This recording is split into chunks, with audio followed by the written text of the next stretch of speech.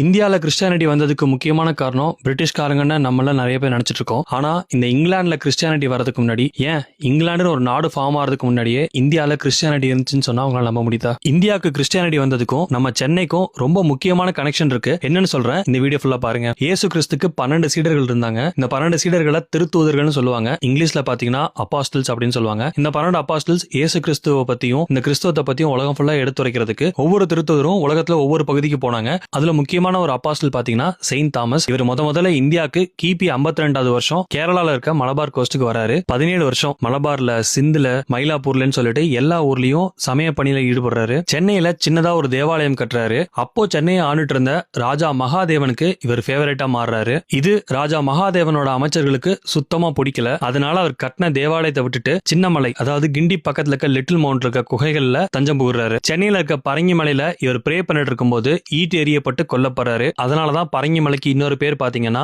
Send Thomas mount. இவரோட உடலை இவர் கட்டின சர்ச்லயே புதைக்கிறாங்க. அந்த சர்ச் தான் இப்ப இருக்க சாந்தோம் சர்ச். இந்த சாந்தோம் சர்ச்சோட பேர் பாத்தீங்கன்னா சென்ட் தாமஸ் கெத்தீட்ரல் பெசிலிக்கா. அந்த பேர் வந்ததுக்கு காரணம் இந்த செயின்ட் தாமஸ் தான். அதுக்கப்புறம் 1500களில் இந்த போர்ச்சுகீஸ் இந்தியா வராங்க. இப்ப நான் நிக்கிற கோவால தான் அவங்களோட ஹெட் குவார்டர்ஸே இருந்தது. இந்த போர்ச்சுகீஸ் தான் இந்தியாவுக்கு கேத்தலிசம் கொண்டு வராங்க, அதை பரப்பவும் செய்யறாங்க. இதுல முக்கியமான பங்கு யாருக்கு இருக்குன்னு பாத்தீங்கன்னா செயின்ட் பிரான்சிஸ் சேவியர். இவர் தான் இந்தியால நிறைய இடத்துக்கு இந்த கேத்தலிசம் கொண்டு போய் சேர்க்கிறாரு. இந்தியால மட்டும் இல்ல, ஜப்பான், சைனா மாதிரி நாடுகளுக்கும் கொண்டு போய் சேர்க்கிறாரு. அது மட்டும் இல்ல, நம்ம தமிழ்நாட்டுல கோஸ்டல் லைன்ல நிறைய கேத்தலிசம் வந்ததுக்கும் முக்கியமான காரணம் இந்த செயின்ட் பிரான்சிஸ் சேவியர் தான். இந்த செயின்ட் பிரான்சிஸ் சேவியர் சாந்தோம் சர்ச்ல வந்து வழிபட்டதாகவும் சொல்றாங்க. இந்த செயின்ட் பிரான்சிஸ் சேவியரும் இவரோட 2 தமிழ் அசிஸ்டன்ஸும் இந்த கோரமண்டல் கோஸ்ட்ல ஒரே மாசத்துல 10,000 பேரை பேப்டைஸ் பண்ணதா சொல்றாங்க. இப்ப நான் இருக்கிறது கோவால இருக்க போம் ஜீசஸ் பெசிலிக்கா. இங்கதான் இந்த செயின்ட் பிரான்சிஸ் சேவியரோட உடலை வச்சிருக்காங்க. 10 வருஷத்துக்கு ஒரு வாட்டி இந்த உடலை எடுத்து மக்கள் பார்வைக்கு வைப்பாங்க. இதுக்கப்புறம் தான் பிரிட்டிஷ் இந்தியாவுக்கு வராங்க. கிறிஸ்டியானிட்டில வேறு சில கிளைகள் இந்தியாவில் பல இடங்கள்ல பரவ ஆரம்பிக்குது. இன்னைக்கு இந்தியால 2.5% மக்கள் கிறிஸ்டியன்ஸ் இருக்காங்க.